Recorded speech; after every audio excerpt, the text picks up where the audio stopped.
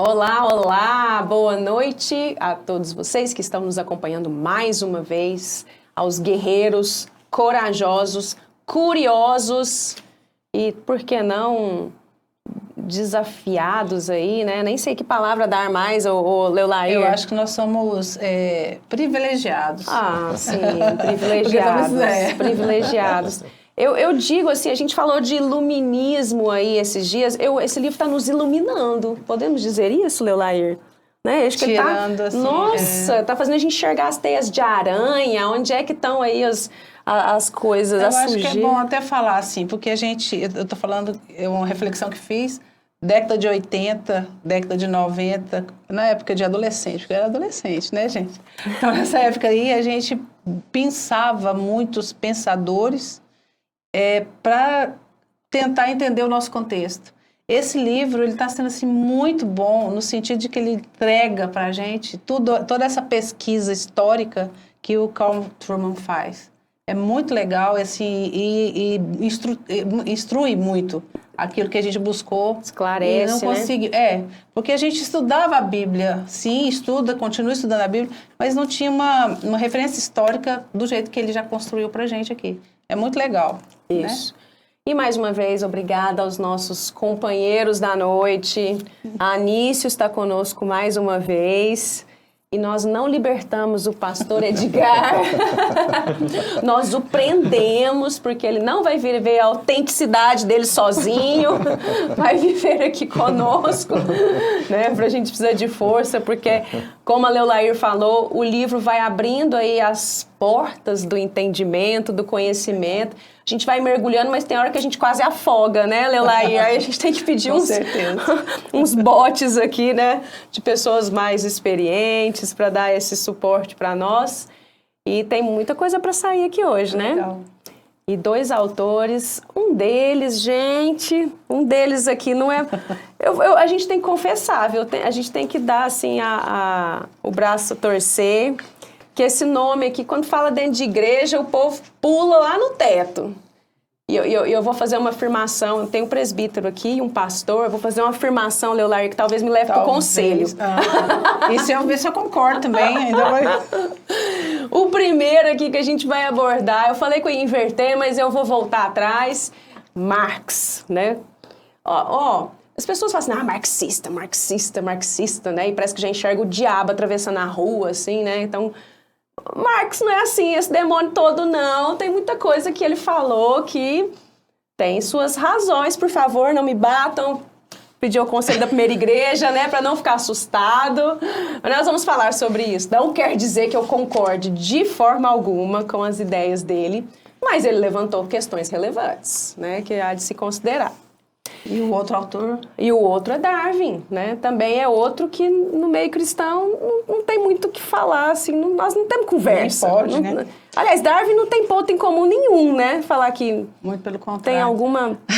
Mas nós vamos passar por lá, né? Mas eu acho que é bom falar do título do capítulo. Vai lá, Leolair. A emergência das pessoas de plástico, usando exatamente esses 3 que no programa passado falamos, Nietzsche, agora Marx e Darwin.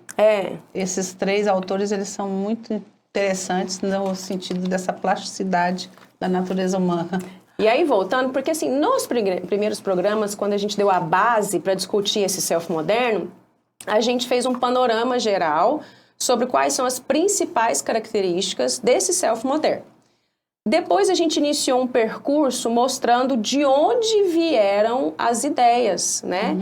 Esse self-moderno que está muito bem estabelecido na nossa cultura e está forte, né?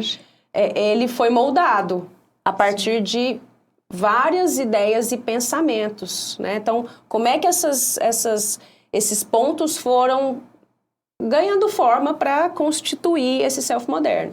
Então, um pouco atrás, a gente viu sobre os legisladores, né? Como é que fala lá? Legisladores não reconhecidos. Legisladores não reconhecidos, que a gente não percebe, mas que estão legislando. Então, hoje, a cultura e a arte, ela legisla muito mais, às vezes até do que o próprio direito. Sim. Né? Dita normas e fala sobre moralidade ética, né? A partir daquilo que a gente assiste, ouve, vê. Uma linguagem bem acessível. Uma linguagem bem acessível, uma linguagem que abre o coração para receber o argumento verdade, racional, né? E agora nós entramos nessa discussão sobre a emergência do ser humano de plástico. Não um plástico no sentido de frágil e descartável, mas plasticidade, de configura, reconfigura e molda, né, ao seu gosto. Ao seu sabor, né? Construi como é que é, o estilo do seu personagem? Eu gostei daquela ideia lá, né? Foi legal. Nietzsche. Mas aí o Marx, Anísio, o Nietzsche, ele trouxe essa concepção de que não tem nada de natureza humana, coisa nenhuma. Você que é o criador, você que se constrói, você tem ponto fraco, ponto forte, e vai lá e molda a sua visão de si. O Marx não parece sustentar muito isso não, né? Tem pontos em comum, mas... Sim, na verdade, o Marx, ele... Originalmente, ele não pensa exatamente a respeito da questão da natureza humana, mas as ideias dele caminham no mesmo sentido do Nietzsche, né? Exatamente porque ele vê a natureza humana como dependente da história e dependente das relações econômicas, né? Então, ele entende que, à medida que a história caminha e que as relações econômicas mudam, a natureza humana muda também, né? As pessoas mudam a forma de agir, a forma de se relacionar. Então, de certa forma... Ele viu isso na prática acontecendo, né? Ele viu isso na prática. Então, de certa forma, ele e Nietzsche caminham, diríamos assim, no mesmo sentido, né? Eles têm essa mesma ideia, exatamente por causa da Revolução Industrial, né? Quando ele teve a oportunidade de participar ali da mudança, né, daquela relação feudal para uma relação burguesa, né, onde você entrou com a burguesia, com o proletariado, e você saiu daquela relação que havia o senhor feudal e havia os camponeses, né? E a mudança realmente foi muito brusca, né? E essa mudança trouxe grandes transformações na sociedade, né? As questões de gênero mesmo, relacionadas eu digo gênero homem e mulher, né? Antes, a mulher, havia determinados tipos de trabalho que a mulher não conseguia fazer. Com a Revolução Industrial e com a tecnologia, a mulher, ela pôde ocupar as posições de trabalho que até então eram ocupadas só por homens, né? E não só homens, crianças também, né? Acabaram naquela época entrando, né? Trabalhando em fábricas, né? Era uma situação muito complicada naquela época, exatamente porque... Contexto de Segunda Guerra, né? No contexto da Segunda Guerra, e as condições fabris eram muito ruins, né? Tanto na Primeira quanto na Segunda, né? Mas na Primeira Guerra, na virada do século, aí, mais 1900, 1910, as fábricas eram muito difíceis, né? Normalmente tinha muito acidente de trabalho, você não tinha segurança, né? As pessoas se machucavam muito. Doenças espalhavam numa velocidade muito grande, condições muito insalubres, né? Exatamente, condições insalubres. Então, ele pôde ver como o capitalismo fez essa mudança, né?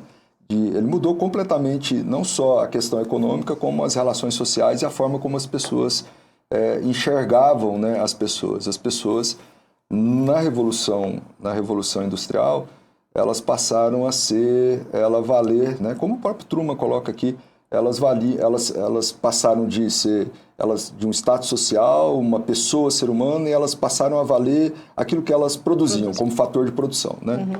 Então, isso com certeza ficou muito claro, né, em tudo aquilo que o Marx propôs. Mas, assim, de fato, o sentido que ele trata a coisa, e principalmente a questão da natureza humana, vai no mesmo sentido de Nietzsche. Né? Ele só muda o objeto, né? Tem algumas questões ali que ele aponta, né? Porque ele viu essa transição, igual você falou, né? Ele viveu exatamente no antes, no durante e começou a constatar o depois. Mas ele foi um dos poucos que enxergou também, né? Essas mudanças drásticas sociais que já estavam acontecendo, fruto desse processo, né, econômico e industrial, né? E aí ele mexe muito ali com Marx essa constatação de questões de dignidade humana, né, que foram muito afetadas, né, e todas essas relações sociais, mas ele traz esse ponto de que, tal como Nietzsche nega a existência de um transcendente, ele também. Né? Ele joga nega tudo por fora, né? A moralidade, Deus, quer dizer, esses valores, todos eles têm a religião, eles têm um porquê econômico. É tudo uma questão de economia. Tanto é que a frase que você não gosta, que a religião é óbvio do povo, é por causa disso, porque é uma manipulação mesmo. É mais em cima dessa relação econômica, ela tem um porquê, né? Todas elas têm um porquê. Então, Deus também é um porquê. É algo que você cria e manipula de acordo com aquilo que é o seu interesse econômico na relação. E para manutenção de uma estrutura social. Isso. Né? Ele fala muito disso, né? Que esse processo industrial e o capitalismo, ele estabeleceu uma estrutura social, na visão que ele colocou, extremamente injusta, né? Desigual, de manipulação e de opressão. E ele coloca que a religião que é mantida para isso. É mantida para isso, né? O próprio poder econômico é mantido para isso. E ele traz essa percepção também de que o homem, ok, pode até ter um corpo e uma biologia, mas quem esse homem vai ser de fato depende dessa estrutura social, né? Sim. E isso vai mudando conforme o tempo, né? E até a questão dos valores morais também, o Marx fala assim, não, depende do contexto social. E nem precisa ter muito essa referência de moralidade, porque ela é... Como é que ela... Ele fala que ela é... plástica. Vou falar agora plástico, vou usar a palavra do plástico, né? Ela vai alterando com... Então, ele não acredita numa moralidade absoluta. Esse é o ponto, né? E o que mais, pastor, que traz aí dele dessas semelhanças, né, com as ideias agora anteriores? Então, o Nietzsche fala dessa questão da não existência de Deus, das implicações que isso traz para a construção do self, do eu, né? E, de alguma forma, o Marx também vai contribuir para isso, porque Marx não vai nem tocar, na realidade, se Deus existe ou não, não é um ponto para ele trabalhar, não é isso o objetivo dele. Mas, na maneira como ele analisa a história, ele volta para a questão material, para a questão histórica, dialética, ele rompe com o hegelianismo, né, que muito mais voltado para as ideias, e ele parte, então, para uma análise muito mais aqui de baixo, analisando as coisas como elas são e como essa construção histórica aconteceu. E ele percebe que Deus é meio que desnecessário para a sociedade, para o ser humano, diante do seu contexto social e econômico. E aí, quando ele olha para a questão religiosa, aí tem a questão da religião ser o ópio do povo, né? Se há uma divisão de classes, aquela parte inferior, ela, de alguma forma, ela consegue sobreviver sendo inferior por causa da religião. Ele entende, então, que a religião só tem muito mais um papel de trazer uma... Conforto. Entorpecer, né? Anestesiar, isso. Exato, a pessoa fica anestesiada e consegue, então, conviver diante daquela realidade. E aí tem um outro autor que o Carl Trueman não vai trazer aqui nesse ponto, que é o Max Weber, né? Que fala sobre, talvez, os cristãos terem um papel muito forte no capitalismo. É claro que ali também é uma leitura que gera crítica, a análise que ele faz também é bem complicada, mas tem esse aspecto também até hoje, né? Vai que os cristãos são mais voltados para o capitalismo, enquanto aqueles que não são cristãos são mais voltados para um pensamento mais socialista, depois comunista, e aí entendem que Deus é desnecessário. Como que funcionam essas duas relações, né? Acaba tendo isso quando a gente analisa e vê o pensamento de Marx. Mas o ponto é que Deus é desnecessário. Uma vez que Deus é desnecessário, cabe à pessoa, mais uma vez, brincar de ser Deus e, de alguma forma, ela dá sentido ao seu eu, configurar, criar, moldar, mudar, se preciso for, o seu próprio eu, né? Não é algo dado. Aquilo que a gente trabalhou no último programa sobre Nietzsche também, né? Moralidade externa, transcendente, metafísica, não existe, tem nada a dizer para nós, isso que a religião vem trazendo. Então, é desnecessário, para Karl Marx também é desnecessário. E ele fomenta muito aqui, né? Ele tenta pôr fogo nas classes inferiores, nessa estrutura social, né? E ao mexer com essa reflexão ali, ele desmancha toda e qualquer moralidade cristã e a própria religião para fazer com que esse povo lute, né? Lute. Como é que ele faz isso, ele tenta, na verdade, ele tenta desconstruir algumas coisas, né? Por exemplo, aí até o Truman traz que ele usa aí Martinho Lutero, né? Um exemplo de Martinho Lutero. Quando Martinho Lutero teve ali, liderou os camponeses, né? numa determinada situação. Martinho Lutero deixou eles na mão, né? Chamou os camponeses e falou, olha, não se rebelem contra a autoridade, não, porque quem constituiu a autoridade, afinal de contas, foi Deus, né? Então, o que ele tenta fazer é isso, mostrar, olha, essa história de que existe Deus, existe uma autoridade, isso é uma forma de manipular vocês para poder manter vocês na mesma situação. Então, o que vocês precisam fazer, né, é colocar a religião de lado, porque isso não traz felicidade para vocês. Pelo contrário, se vocês estão nessa situação, se vocês estão infelizes, é porque tem a religião aí, que é o ópio do povo, que está anestesiando vocês e que está deixando cegando, né? Está cegando vocês e está deixando vocês nessa situação. Então, tira Deus dessa equação, né? Tira a religião dessa equação, né? E vamos colocar as coisas em ordem, porque tudo isso está sendo feito com o único objetivo de dominar vocês. Essa religião que está sendo pregada para vocês é para dominar vocês, para manter vocês quietinhos, né? Ter Então, divisão de classe. não ter divisão de classe. Então vamos tira Deus da equação, tira essa questão da religião e vamos avançar, né? Vamos para cima da classe burguesa, né? E vamos derramar sangue, se for necessário, para que a gente possa alcançar os nossos objetivos. E a igualdade de classes, E a né? igualdade de É o classes. que ele propõe. Exatamente. E é interessante que ele é tão perspicaz, porque ele está o tempo todo falando meio que assim, peraí, religião não é isso tudo que vocês estão pensando, não te dá essa esperança, não. Se você tem esperança de salvação e eternidade, né, para ter uma condição, não vai, esquece. Você não vai ter essa condição melhor que você está achando. E passa a enxergar, olha a condição que você está em relação àquele outro lá, vê se existe alguma justiça. Né? Você é colocado numa situação de humilhação e de indigna, né? Indigna para qualquer ser humano que assim, não está certo.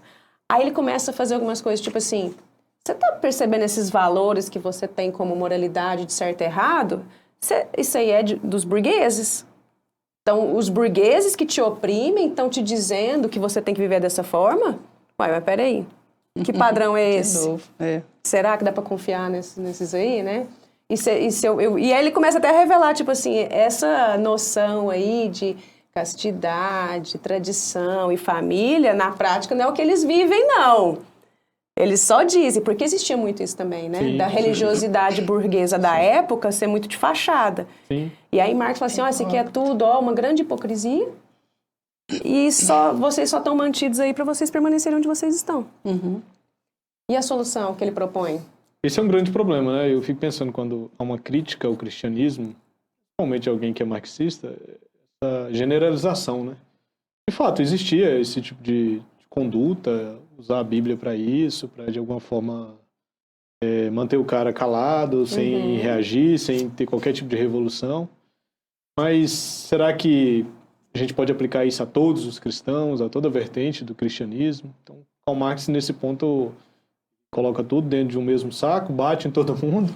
E parece que ainda hoje isso existe, né? Isso ainda está aí no âmbito social e gera um certo problema.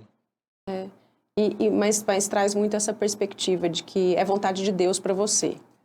E usava-se muito isso. E hoje ainda usa, gente. A gente tem que reconhecer de que existe sim a visão bíblica correta da vontade soberana de Deus. Mas não quer dizer que toda e qualquer condição em que você esteja sempre justificar, não, mas isso é a vontade de Deus, né? Você tem que entender que é o seu caminho, né? Já foi traçado por Deus. Então você fica quietinho no seu canto aí. Na sua casta. Na sua casta, né? Igual a condição dos escravos, né? Assim, a gente teve muitas realidades de escravidão na história aí do mundo em que a religião também foi usada para manter, né, aquela condição de total humilhação, exploração, sob a justificativa de que você é um ser inferior e Deus quis assim. Ele te fez assim. Você nasceu para ser isso. Esse é o seu fim, né? Ele pega uma distorção daquilo que a pessoa tem de entendimento sobre Deus, que normaliza uma condição precária da pessoa, e como se tudo se resumisse a esse tipo de pensamento, a esse tipo de realidade. E é claro que quando ele faz isso, ignora outras coisas, né? Ignora outras interpretações que são corretas sobre a relação de Deus, aquilo que ele nos dá como condição, como aquilo que nós somos. Tem um grande problema nisso aí também. Eu acho que assim, o pensamento marxista ele tem muito disso. Talvez as pessoas que bebem na fonte de Karl Marx trazem muito isso. Então, assim, é complicado porque gera um outro sistema, ou pensa na possibilidade de um outro sistema, em que a religião não é mais necessária, e aí os valores morais, mais uma vez, o capital moral cristão não é necessário. Mas será mesmo que as pessoas vão conseguir viver nesse outro sistema dele? A história tem mostrado que quando ele é aplicado... Não funciona. Acontece também atrocidades, acontece também Na coisas prática, terríveis. todos os que exatamente. lutaram por esse A ética, modelo... a ética dele que ele está aí batendo, principalmente na distorção da ética cristã, como era aplicada, dentro do pensamento dele também é muito problemático. Sim. Você vai para um país que tentou instalar o comunismo, ou o pensamento dele, né, que depois o ideal seria o comunismo, problemático também. Mortes e um monte de coisa. Então, assim, sempre parece que o ser humano, e a gente tem essa realidade, o ser humano em queda vive essas distorções mesmo. Infelizmente vive isso. Infelizmente aquele que mais tem parece que quer oprimir. Não estou dizendo que são todos assim, mas aquele que realmente não tem temor do Senhor, ele vive baseado nisso. Ele quer mais, ele é ganancioso, ele quer mais. Mas será que essa pessoa está agindo assim não é por falta de ter o seu eu, seu self moldado, inclusive, por Deus mesmo? Ele está andando muito mais na contramão daquilo que o Senhor tem dado para a gente. Independente se é o capitalismo ou o comunismo. Independente se é o capitalismo. No capitalismo também tem a agressão, né? Então, independente do sistema. A questão é se aquela pessoa, de fato, ela tem sido tocada pela verdade de Deus e pela mudança que Deus pode proporcionar. Então, assim, é complicado o pensamento dele e acaba gerando também uma relação aí com o self, como o autor vem trabalhando. E foi muito crítico também o fato de, a partir do momento que ele entendeu que o caminho era depois de um certo tempo, ele entendeu também que os fins justificavam os meios. Então, deixou de ser também a defesa de determinadas ideias e conceitos e passou-se assim, para a gente vencer esse processo, eu preciso destruir toda e qualquer referência moral e ética relacionada à burguesia. Não foi esse o ponto? Sim, não, até... E não só isso, né? Se fosse necessário derramar sangue, Também. como derramaram sangue, Também. que a gente derramasse sangue para que a gente saísse desse modelo, né, capitalista e fosse para um modelo passando pelo socialismo e chegar ao comunismo, que nada mais nada menos do que seria o sonho de Karl Marx, né, que é ter um modelo onde você não tem governo, que todo mundo manda, todo mundo governa, ou seja... É uma coisa que é completamente ilusória, né? Onde todo mundo... Você tira o governo e as pessoas, cada um é dono de tudo, todo mundo manda em tudo, né? E aqui a gente sabe que esse é um sistema que não funciona bem, né? E é interessante a estrutura para que isso aconteça, né? Então, tem que haver uma revolução da classe operária, e aí tem que haver um governo que a gente coloque tudo na mão dele. Primeiro ele vai desconstruir, tirar de todos... E aí, no ideal de Marx... Ele vai administrar. Ele vai administrar e depois ele vai repartir. E aí a gente... Ele vai... Faltou só esse Eldorado agora. Esse elo aí acontecer, né? Você empodera o Estado e depois você vai... Ele pega, organiza e torna tudo igualitário. Exato. Aí pronto, agora eu posso sair de cena. Encaixa, entendeu? Eu posso sair de cena agora, né? Que não encaixou, inclusive, quando foi aplicado na história aí. A gente sabe disso. Então, assim, quem defende o comunismo, essa... filosofia marxista econômica, e aí socialismo, comunismo, todo pacote, tem que lidar com essa realidade também. Na verdade, hoje nós temos socialismo, né? Comunismo nunca existiu. Exato, né? não dá certo. Nós temos socialismo. Não pula, né? Esse elo não vai. Não salta. Existiu luta comunista, mas não um modelo comunista estabelecido. Existe uma revolução, e aí você põe tudo na mão de um governo e fala, agora vamos dividir? E até o mais próximo que se chegou nisso durou quanto tempo? Assim, que décadas? Assim, os regimes comunistas eles caíram, né? Hoje você fala China comunista. Os comunistas não tem nada, eles são mais capitalistas do que comunistas. A Rússia é mais capitalista. do que comunista. Então, regime comunista mesmo... Não, um resquício que tem ali é em Cuba, né? Mas Cuba ainda- Mas Cuba Então, ainda vai sucumbir. Não, mas a história lá mostra o quanto é problemático. Sim. Mas eu falo até de resistência ainda de um pensamento, né? Uma tentativa ainda de... Ali Cuba é um socialismo, né? Comunismo não tem, mas assim... Sim, É muito triste lá. A situação de Cuba é terrível. E ditadura, né? Não sai da ditadura. Não sai. Sempre tem um poder muito forte controlando todo o processo, né? Como é que... Tem que ter. vai. Mas Vamos assim... pro próximo, gente. mas só lembrar de questões assim que são muito influentes na noção de self-moderno. Do Marx? Do Marx. Primeiro, esse ponto assim da luta de classes, né? Isso é muito forte nessa cultura. Desse self que sempre enxerga essa rivalidade de que quem está numa condição mais privilegiada que eu, né? Ele não pode nunca falar... Ele não pode nem julgar a minha vida. Ou se não, porque eu não me encaixo naquilo que a sociedade tem colocado como regra, eu sou vítima também. E o vitimismo. Exato. Né? E o vitimismo. Eu sou perseguido, eu sou isso, aquilo, e vai por aí. Né? E eu tenho que... E a conquista da minha liberdade, né? E de eu conseguir caminhar sozinho, sem ser oprimido, é eu romper com toda e qualquer forma de padrão que seja Exato. estabelecido na sociedade, né? Sim. Então, esse self moderno que vem da autocriação também, mas uma necessidade muito grande de ruptura, né? E uma luta para quebrar padrões. Sim. E nisso existe um aplauso muito grande daquilo que foge do padrão. Isso é elogiado, isso é enaltecido, isso é valorizado e é romantizado também. Né? Até essa questão o vitimismo é muito enaltecido. Aí vem a arte para fortalecer ainda mais essa ideia. A gente vê muito vitimismo nos filmes, nas culturas, em tudo, né? E o Darwin? Vamos lá. Nosso amigo, best. Ele é tão mais resumido para falar, né? Porque defende a evolução das espécies. Então, vai na mesma linha, né? De você conseguir sempre estar se tornando e cada vez melhor. Isso. Vai melhorando. A gente tem uma linha aí, né?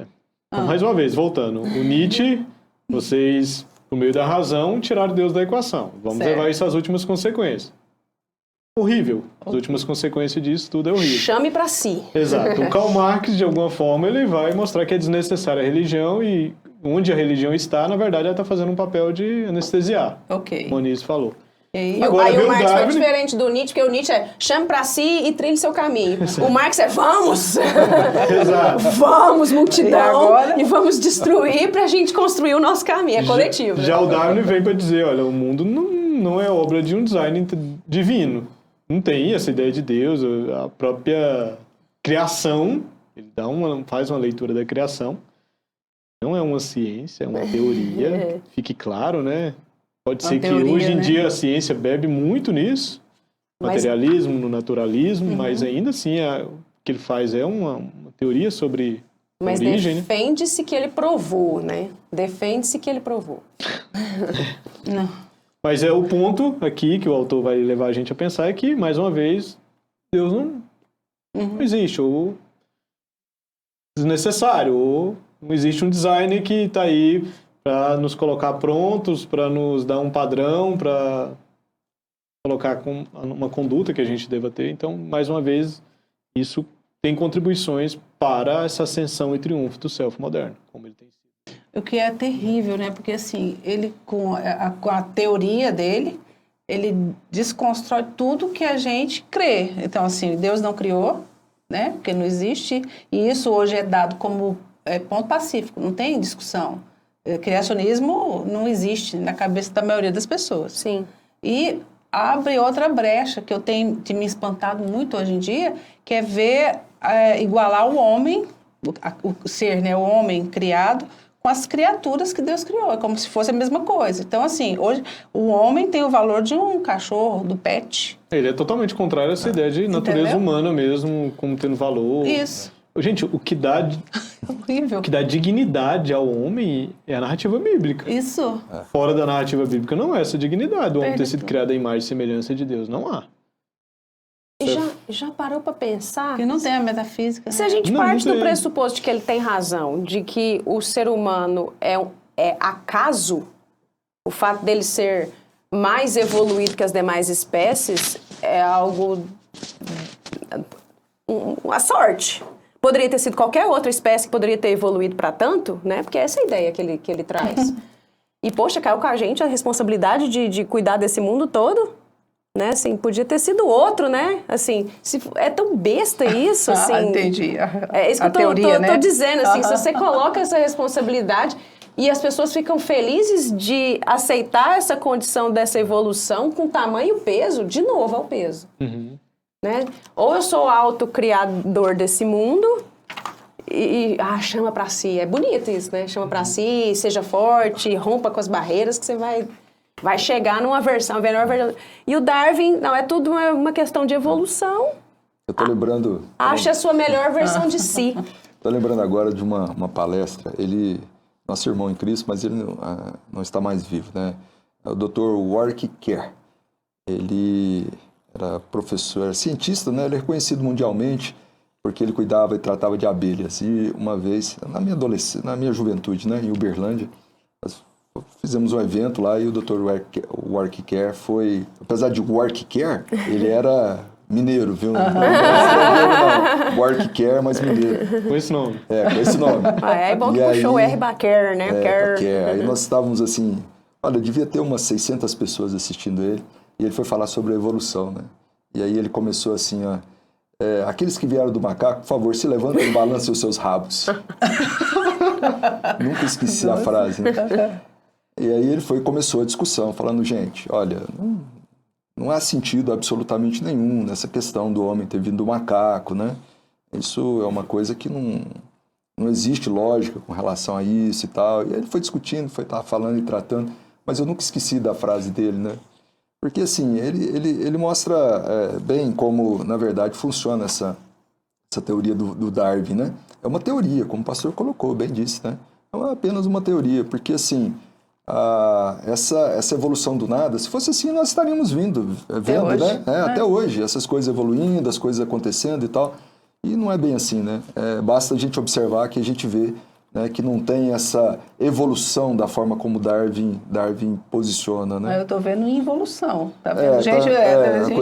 A coisa tá andando para trás, né? Em vez de andar para frente, está andando para trás. Né? Mas olha como a base desses três, aí eu vou de trás para frente, sustenta esse self-moderno. Darwin vem para falar que tudo é uma questão de evolução, né? Então está caminhando para uma versão cada vez aprimorada, melhorada, etc. Aí tem aí o Marx, que diz que, peraí, o homem só é homem mesmo a partir do que ele está vivendo, né, da construção que ele está ali, então ele só vai se dar a partir disso.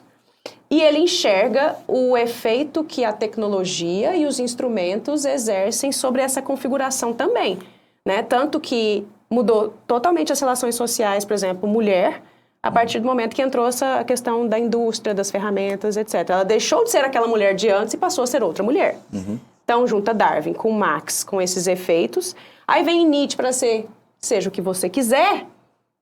Se eles já disseram que é possível, eles falaram que é assim que acontece e o outro falou que assim é possível. E o Nietzsche põe fogo no povo. Seja o que você quiser, não tem transcendente, não tem eternidade, não tem ordem dada. Faz de conta que você vai viver um eterno momento, então viva esse momento aqui e viva a melhor versão de si. Você faz a sua evolução. Melhor versão de si. Então, eu acho que eu vou ler só um trechinho do que o Carl Trueman fala aqui, então. Mas o resultado líquido é o mesmo. O mundo em si não tem significado. Significado e significância podem ser dados a ele apenas pelas ações dos seres humanos. Quer dizer, ele, no final, aqui ele fala da importância do impacto desses três pensadores, que é justamente isso aqui, né? Trazer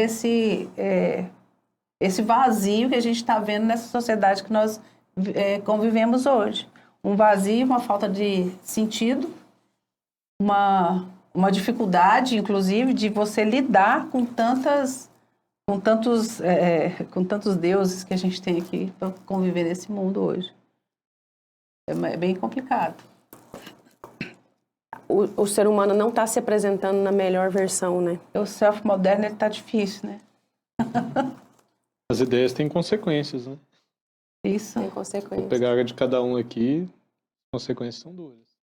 Sabe o que me conforta? Porque assim, a gente conhecendo o Senhor, conhecendo a palavra de Deus, e a gente realmente encontra conforto nas águas, como o Salmo 23 fala, com as nossas raízes plantadas nessa água. Isso dá conforto, dá tranquilidade, te dá paz. E não é o que a gente vê nesse mundo hoje. Realmente você não vê paz, não vê tranquilidade, não vê... Esperança. Nenhuma, né? Não tem esperança. Não tem. Não. Eu acho, assim, incrível isso que você falou, Leolair, porque na nossa caminhada cristã, a gente vive ciclos também, né? Sim, dores, né? Dores, montanha-russa, às vezes, dependendo da fase que a gente está vivendo. Quem dera, né? A partir do momento que a gente conhece a Cristo, fosse só assim, né?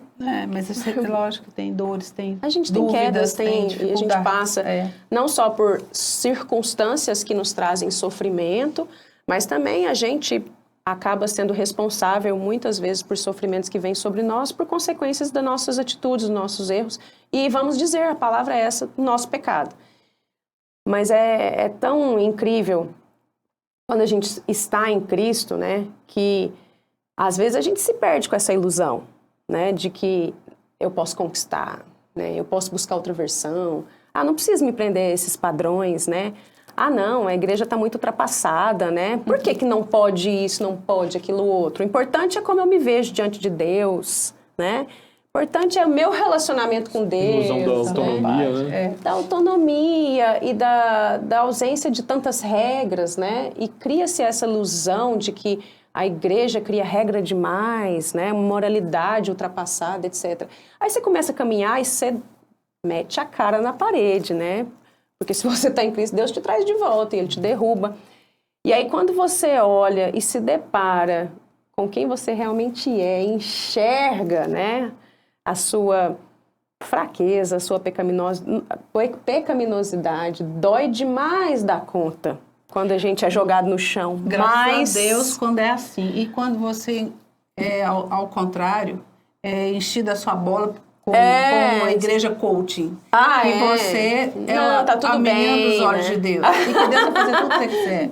Não. Aí é pior. Mas É uma quando você... forma de alimentar o self, né? Sim, mas quando você se enxerga nessa condição, assim, e aquela coisa, assim, nossa, acaba comigo porque eu não tenho valor nenhum. É o Espírito Santo. E aí faz isso. Deus vem, né, e Jesus vai, não, mas vem, né, vem que eu tô aqui, assim.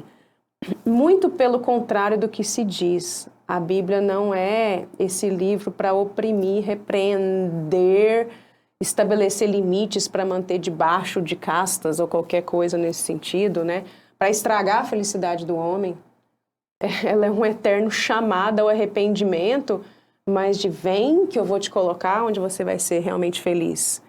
Aí você cai de novo, vem, né? O self-moderno é o entregue-se a si mesmo, né? Entregue-se a si mesmo. A Bíblia é o contrário, né? Negue-se a si mesmo. Negue-se a si mesmo. Cristo nos liberta de nós mesmos a viver uma vida diferente, uma vida nele.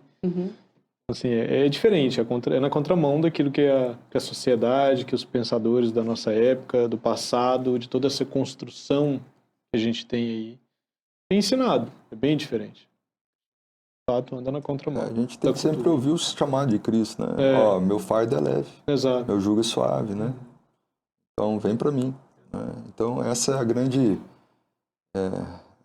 a nossa única esperança, Cristo Jesus, né? O Senhor das nossas vidas, quem conduz a nossa vida.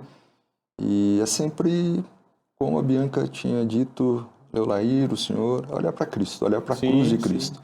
Ela que nos traz vontade de viver, né? Por Cristo, por Deus, né? É que a gente vive, né? E isso é prazer, é prazeroso, não é um conjunto de regras, não é um conjunto de posições, muito pelo contrário. É proteção. É proteção, é graça, né? E é graça mesmo, Cuidado, misericórdia, né? Amor, paz, né? Então, assim, não existe nada como o cristianismo, né? Não existe nada como o nosso Deus, né? Como o Deus de Abraão, de Isaac, né? De Jacó, como nosso todo-poderoso Senhor Jesus Cristo, que morreu lá naquela cruz como um fraco, né? Mas ele vai voltar, mas aí ele não vai voltar como ovelha mais, né? Ele vai voltar como Senhor, né? Ovelha muda, né? Que foi, né? Ele vai voltar como Senhor, ele vai reinar eternamente. E como é escravizante essa eterna busca ilusória, né? Por liberdade, por felicidade, por realização plena. Gente, realização plena no momento. Como isso é pequeno. Viva o momento intensamente, porque você não sabe o que vai... É tão pequeno você viver a sua vida baseada num momento. Nossa, isso não é nada, né? Não é racional, né? Não é racional. E assim, é escravizante você viver correndo atrás dessas promessas ilusórias de que você vai encontrar a sua plenitude nisso. E como é maravilhoso você descansar em uma condição de estar preenchido por Cristo de tal forma que quando você não tem nada, você tem tudo. Não tem como explicar isso. Vai encontrar o seu propósito, encontrar o seu propósito. Não tem razão humana que explica isso, Leolair. Quando você pode estar sem nada, né? Assim, você pode perder pai, você pode perder mãe, você pode perder emprego, casa, e dói muito. A gente não nega, a Bíblia não nega que a gente vai ter sofrimento. Mas ele vem, né? E quando ele vem, a gente está totalmente entregue a ele, a gente percebe que a gente não precisa de nada. E tudo isso mostra que o ritmo do mundo é um ritmo que está errado. Alguma coisa de errado aconteceu. Aquele que quer viver no ritmo do mundo, que quer viver nesse pensamento de que eu posso brincar de ser Deus, eu posso viver de acordo com o meu prazer, o meu gosto, o meu eu, de certa forma ele está vivendo no ritmo do mundo, porque o mundo parece que direciona para isso mesmo. E alguma coisa está errado em tudo isso, deu errado, e a gente sabe pela narrativa bíblica que o mundo está quebrado, foi manchado pelo pecado. Em Cristo Jesus, a gente é chamado para viver uma perspectiva diferente, é um mundo de cabeça para baixo, né? Jesus lá nas bem-aventuranças fala, bem-aventurados são os que choram. Para esse mundo é para rir. Aí você vem para o cara para alimentar o self dele, você vai falar chora? Ele não vai falar não. Para eles aqui não daria certo. Bem-aventurados são os que choram. Entendidos por bem-aventurados são os perseguidos. Motivo de grande alegria, passardes por tribulações. Exato. Oi? Bem-aventurados são os pacificadores. O Calmar está dizendo não, os revolucionários serão bem-aventurados. Jesus vai dizer não, é o contrário. Bem-aventurados são os que têm sede de justiça. Não, o outro vai dizer não, bem-aventurados são os que fazem justiça com a própria mão. Então, assim, é uma inversão que mostra para nós que o mundo está numa direção contrária. Por isso que o cristianismo nos direciona para viver na contramão dele. Não é que nós estamos na direção contrária, é o mundo que está na direção contrária. A gente só está sendo colocado para ir na direção certa. Sim. Na direção certa. A gente está vivendo para um reino diferente. O mundo está vivendo para um outro reino. A gente vive num reino diferente, para um reino diferente. É um reino que vai para a eternidade, não é restrito apenas o aqui e o agora. Pessoas que vivem mergulhadas nesse self moderno estão vivendo apenas para o aqui e agora. E é destruição, gente. É destruição. E só lembrando que nós não somos... às vezes acontece muito isso, né? A gente enxerga, né, a forma como está distorcido, está desconfigurado, e como se fosse assim, nós estamos do lado certo, né? Como é que é o lado do Star Wars? É o lado bom da força, né? Aí, eu nunca assisti Star Wars. Estamos do lado bom da força, né? E aí estamos quem está do lado mal, né? E às vezes quem está se enxergando ali do outro lado, tá pensando, nossa, isso está tão distante da minha realidade, assim, vocês estão falando aí, mas assim, eu não tenho nem noção do que é isso, né? Não existe esse contexto de que a gente é melhor porque a gente crê nisso, né? Somos tão carentes da graça de Deus como qualquer outra pessoa que se enxergue. Como diz o apóstolo Paulo, pela graça de Deus, somos o que somos. Pela graça. Isso. Sem a graça... E ele próprio falou, né? Aí vamos com Paulo em contraposição. Para encerrar aqui, nós já fomos avisados pelo diretor que passamos do tempo, mas enquanto esses aqui estão falando, quanto mais você mergulha em si, você vai encontrar a sua verdadeira essência, né? Paulo, quanto mais ele mergulhou em si, qual foi a constatação dele? Que ele era o maior de todos os Pecadores. Pecadores. Poxa, se Paulo chegou à conclusão de que ele era o maior de todos os pecadores, né? O que vai ser de nós, né? Mas, ao mesmo tempo, enxerga a grandeza, né? Da graça de Cristo e o sangue de Cristo sobre nós. A gente saber que Deus olha para nós e enxerga isso é o que nos dá esperança. E esse evangelho ainda está aí, sendo anunciado. Aqui ele faz o contrário, ele pede para você negar a si mesmo. Não seja você mesmo, negue a si mesmo. Tome a sua cruz. Tome a sua cruz e siga Cristo. E siga-me. E ele apresenta uma vida paradoxal, né? Perdas e ganhos. Vai perder aqui, mas você vai ganhar na eternidade. O que se tem em troca, Exatamente. não se troca. Exatamente. A gente não troca. Eu não troco. E graças a Deus por isso. Aí fica o convite também para quem quiser conhecer mais daquilo que realmente dá esperança. Temos o grande prazer de continuar nessa caminhada apresentando esse evangelho, esse Cristo, que é a nossa esperança e a nossa Salvador, nosso pastor, quem nos guia. Acreditamos sim no transcendente, acreditamos sim em quem nos conduz. E não estamos perdidos, muito pelo contrário, somos rebanho, mas com muito prazer, seguindo com alegria a esse nosso pastor. Boa noite a todos. E, mais uma vez, obrigada, pastor e Anício, pela companhia de vocês. Foi um grande prazer. E obrigada aí, nossos suportes também, diretor, Edra e Diego, por tudo que estão aí fazendo por nós. Boa noite, pessoal, e até a próxima quinta. Boa noite.